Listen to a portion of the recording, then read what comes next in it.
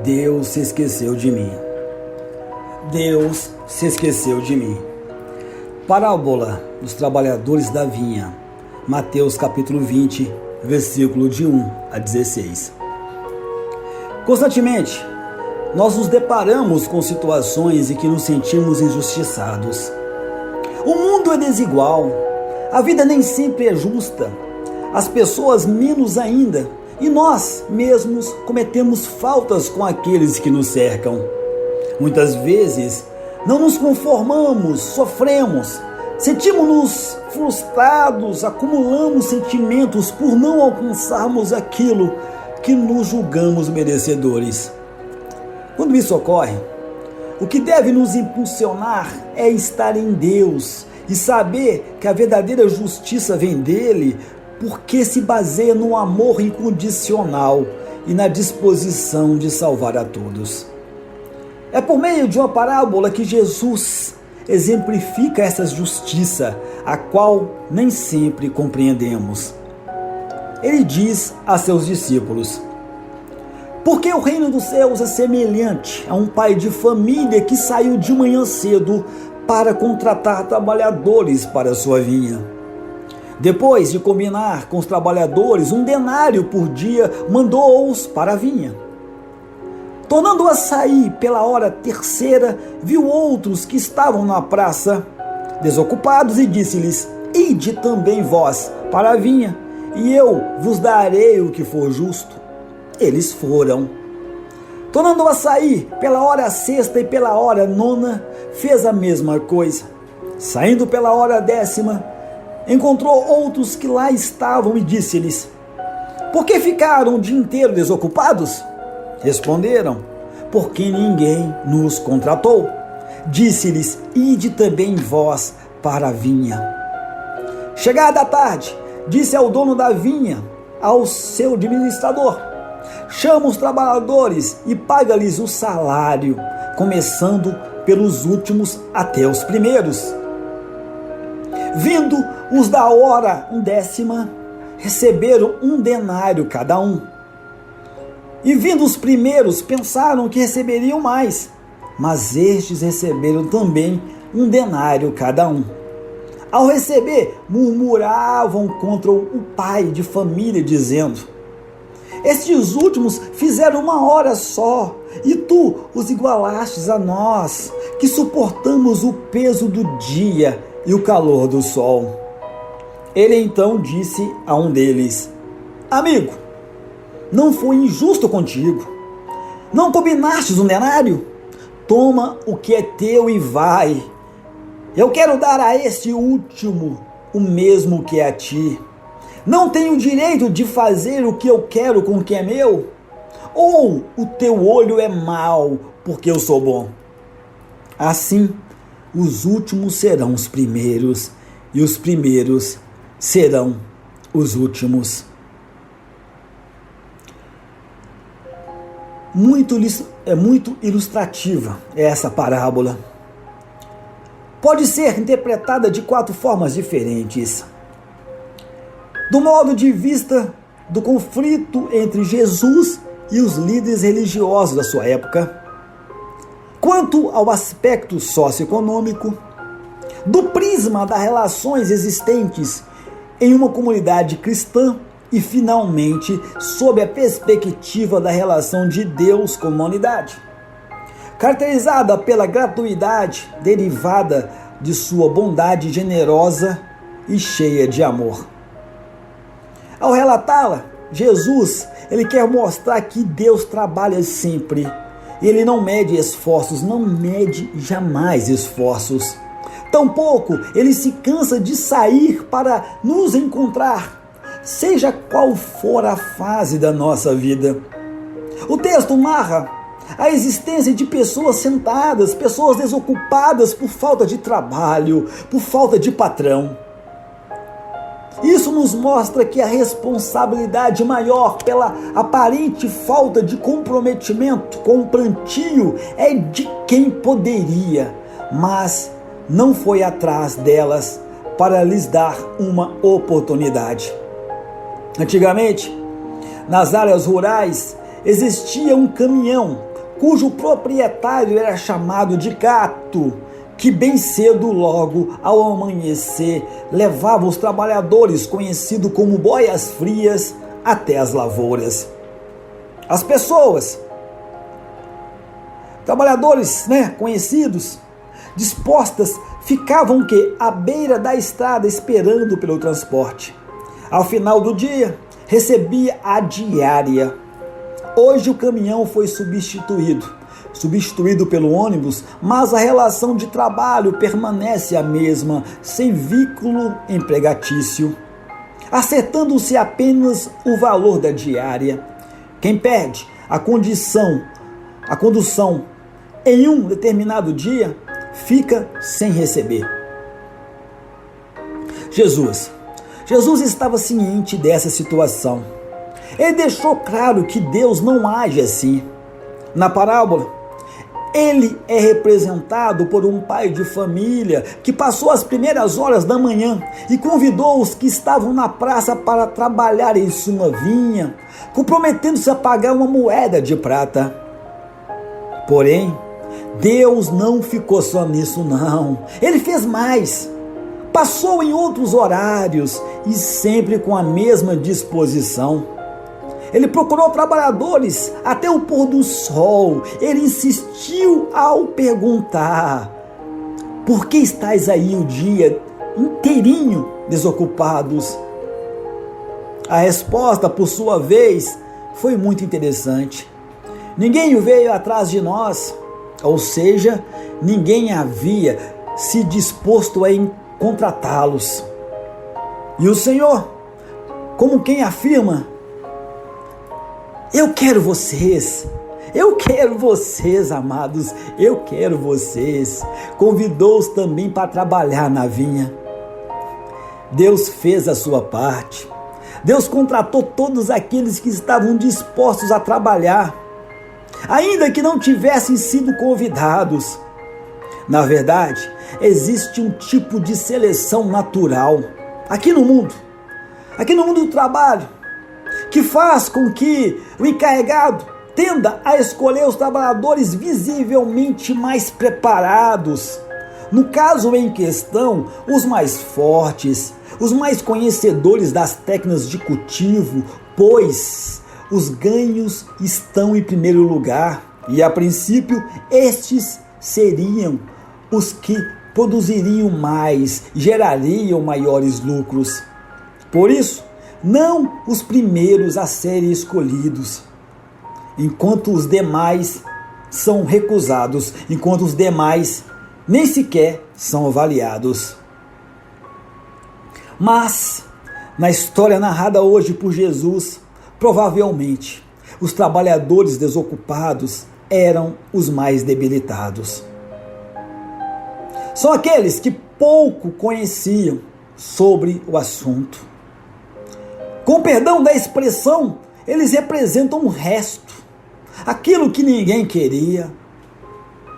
Mas Deus contrariou todas as expectativas, amado, e foi justamente atrás do resto. O termo chamado de Navim, do Antigo Testamento, ou seja, os pobres de Deus. Aquelas pessoas desprovidas de bens materiais, que em razão dessa condição são injustiçadas e deixadas à beira do caminho. Podemos comparar esta situação, por exemplo, com a colheita de soja. Os agricultores passam com as colheitadeiras, resgatando os grãos das plantas que são mais vistosas, aquelas plantas mais altas. Já os grãos mais frágeis, os grãos menos desenvolvidos, ficam caídos no chão, como o resto. Há possibilidade de serem aproveitados também, mas, glória, mas, amados, para isso o agricultor tem que passar outra vez. Ele tem que passar outra vez, recolher especialmente aquilo que ficou no chão. Ora, Deus, amados, não faz distinção entre esse e aquele. Deus sempre estende a mão, porque Ele quer a todos, Ele quer a todos. Ele quer os fortes, Ele quer os bons, Ele quer os mais preparados, Ele quer os machucados, Ele quer os raquíticos, Ele quer os imperfeitos, Ele quer os pecadores. Não importa qual seja a condição de cada um, Ele quer todos, todos, todos. Por isso, Ele está sempre presente, em todas as horas do dia, no caminho da humanidade, deixando sempre explícito seu interesse por cada um de nós. O que você está fazendo aí? Ele pergunta, o que você está fazendo aí? Muitos respondem, ninguém se interessou por mim, ninguém se interessou por mim. E ele confirma, vem cá, vem que eu te quero, vem que eu te quero, vem que eu te quero. O Senhor olha e não vê os nossos defeitos. Ele nos quer independentemente do que nós somos e de como estamos. Há ainda outro aspecto que está na parte final da parábola e costuma gerar muita controvérsia. Muitos pensam da seguinte forma: alguém que encontrou Deus primeiro e a vida inteira mostrou-se temente a Ele, ele foi batizado, fez a primeira Eucaristia, enfim, seguiu os seus ensinamentos, merece mais o céu do que aquele que apenas no final da sua vida se converteram? Não parece lógico? Mas Deus vai dizer que não é assim, não é assim. Em nosso dia a dia, estamos imersos na filosofia do toma lá da cá. Então, se não fazermos por merecer, não receberemos. Está tudo certo. Mas Deus vai além. Deus mostra que há muito mais entre o fazer e o merecer, e cuja resposta está na própria vida. A existência humana, abençoada pela graça divina, é muito mais do que uma sequência previsível de causa e de efeitos, em que a recompensa só chega àqueles que estavam no lugar certo, na hora certa, com todos os pré-requisitos preenchidos. Quem é mais feliz? O filho que nasce nos braços paternos ou a criança que veio ao mundo, ficou órfã e só mais tarde encontrou uma família? Quem experimentou cedo o amor ou quem amou tarde, porém intensamente? A resposta é incontestável. Todos são igualmente felizes. Porque, num dado momento, não importa qual, tiveram uma vida confortada, uma vida amparada. Entretanto, certamente, quem mais aproveitou do convívio familiar foi o filho que teve o amor paterno desde o nascimento. Pelo mesmo raciocínio, embora a recompensa final seja igual, quem encontrou Deus na primeira hora desfrutou mais do reino dos céus que Jesus trouxe à terra, pois, como ele mesmo diz no início da parábola, o reino dos céus é semelhante a um pai de família que saiu de manhã cedo. Feliz de quem, desde cedo, encontrou o sentido da vida, o sentido de cada movimento de tudo, dos cosmos, da natureza, do seu eu, e teve a vida inteira um conforto de Deus que o sustentou desde a sua infância. Existe recompensa melhor que esta? A moeda de prata é para todos, porque o céu é para todos, e não há lugar VIP na morada de Deus, não há. Felizes somos nós quando choramos e temos a Nossa Senhora ao lado. emprestando seu manto como lenço para as nossas lágrimas. Felizes somos nós, que mesmo lamentando a perca de um ente querido, consolamo-nos com a esperança da vida eterna. Não fiquemos pensando na moeda. Ao trabalharmos pelo e para o reino de Deus, não façamos esperando recompensas, nem sequer elogios, e sim que nós possamos ser movidos pelo amor. A própria oportunidade, o estar em Deus, servi-lo e contar com sua fidelidade já é a nossa recompensa. Deus foi justo segundo o modo humano, com cada trabalhador, das primeiras horas ao pagar o que foi combinado. Com os últimos, agiu além da justiça, além da compreensão humana, de acordo com a sua infinita bondade, com a sua infinita justiça divina. Essa parábola nos faz refletir sobre as atitudes daqueles que se sentem donos das suas comunidades, por estarem lá ajudando há muito mais tempo que os outros. Na igreja, ninguém deve achar que Deus lhe deve algo, ou sentir-se mais merecedor, porque a sua conversão a Jesus Cristo chegou antes da dos demais, não. A recompensa não se baseia em méritos, mas está na graça recebida. O apóstolo Paulo é um exemplo de que foi chamado a trabalhar na vinha, não na primeira hora. Ele passou de perseguidor da igreja a grande missionário. Ele compreendeu que trabalhar incansavelmente pelo evangelho já era a sua recompensa. Nele a graça superabundou a ponto dele dizer: para mim viver é Cristo e morrer é lucro. Para mim viver é Cristo e morrer é lucro. Filipenses capítulo 1, versículo 21. Outro exemplo é o bom ladrão, que na última hora, prestes a morrer, manifestou a sua fé e recebeu de Jesus a promessa do paraíso. Lucas capítulo 23, versículo de 39 a 43. Que cada um de nós possa dizer: obrigado, Senhor. Obrigado porque eu o tenho como pai, porque eu fui encontrado. E não me importa se você foi encontrado quando nasceu, no meio da vida ou no final dela.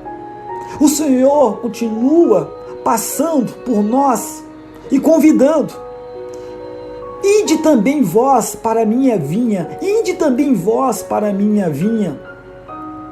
A experiência de ser porta-voz do convite do Senhor para o trabalho em sua messe e a transformação na vida de quem o aceita estão contidas neste testemunho.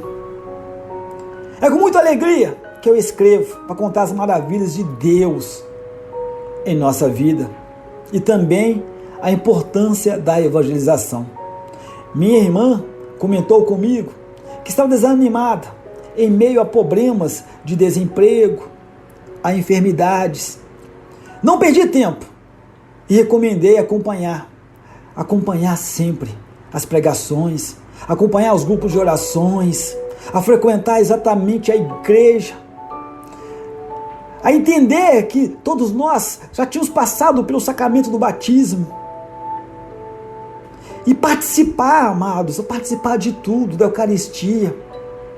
Amados, é uma questão de entender que Ele passa a cada momento, a cada situação, nos chamando e nos convidando a estar próximo dEle, a aceitar, a entrar exatamente nesse ônibus da vida, que quem é um motorista é o próprio Deus. Que nós possamos rezar conforme o Salmo 144, que diz assim: Todos os dias haverei de bendizer-vos, contar as vossas grandes maravilhas. Ó meu Deus, eu quero exaltar-vos, ó meu Rei. Eu quero bendizer o vosso nome pelos séculos. Todos os dias haverei de bendizer-vos, hei de louvar o vosso nome para sempre. Grande é o Senhor e muito digno de louvores, e ninguém pode medir a sua grandeza. Uma idade conta a outra vossas obras e publica os vossos efeitos poderosos. Proclamam todos o esplendor da vossa glória e divulgam as vossas obras portentosas. Narram todas as vossas obras poderosas e de vossa intensidade todos falam. Eles recordam o vosso amor tão grandioso e exaltam, ó Senhor, a vossa justiça. Misericórdia, piedade é o Senhor. Ele é o amor, é paciência, é compaixão. O Senhor é muito bom para com todos, a sua ternura abraça toda a criatura. Que nossas obras, ó Senhor, vos glorifiquem e os vossos santos os louvem, vos bendigam. Narrem a glória e o esplendor do vosso reino e saibam proclamar o vosso poder. Para espalhar os vossos prodígios entre os homens e o fulgor do vosso reino esplendoroso. O vosso reino é um reino para sempre, o vosso poder de geração em geração. Glória ao Pai, ao Filho e ao Espírito Santo, como era no princípio, agora e sempre. Amém. Amém. Finalizando, vamos fazer a seguinte oração. Senhor, não permitais que eu também me envenene com a maldade.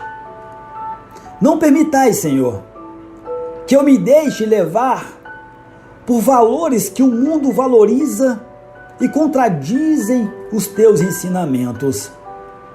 Não permitais seguir o caminho da injustiça, da discriminação, da exclusão.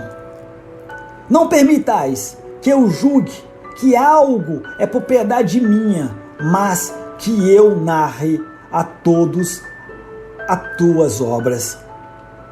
Perdoa-me, Senhor. Perdoa-me por usar a dádiva da minha conversão para exigir mais. Senhor, tira aqui, agora, nesse exato momento do meu coração, tira a arrogância, tira o egoísmo. Ajuda-me a experimentar a gratuidade e a bondade do teu amor. Ensina-nos a acolher e a orientar para ti nossos irmãos e irmãs. Amém, amém, assim seja.